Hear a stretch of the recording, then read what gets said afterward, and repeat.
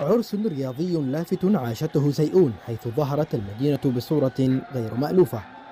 آلاف المشجعين احتشدوا هنا في استاد سيئون الأولمبي في نهائي بطولة كأس حضرموت بنسختها السابعة، الذي جمع نادي اتفاق الحوطة بشبام ونادي شعب حضرموت. جماهير غفيرة شكلت لوحة فنية كشفت شغفها بعودة الحياة بعيدا عن ظروف الحرب، حيث رددت الأهازيج والأغاني الطربية بحماس غير مسبوق.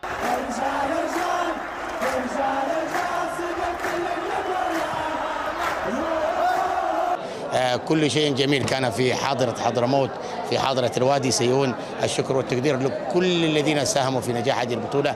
هذه البطولة هي امتداد لنسخ ماضية من البطولة التي أكدت العشق والولع لرياضة حضرموت. مباراة حاسمة تنافس فيها الفريقان وانتهت بالتعادل الإيجابي.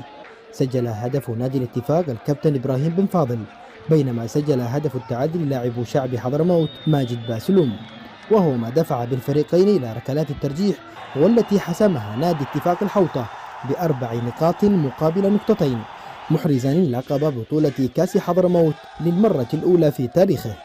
والله البطولة كانت تعددت في مراحل صعبة، لكن الحمد لله تجاوزناها. النهاية تطغى على ما حصل في باقي الدوري، والحضور الجماهيري صراحة ما قصر، ونشكر القائمين على البطولة على التنظيم يعني الأول من نوعه يحصل بحضرموت.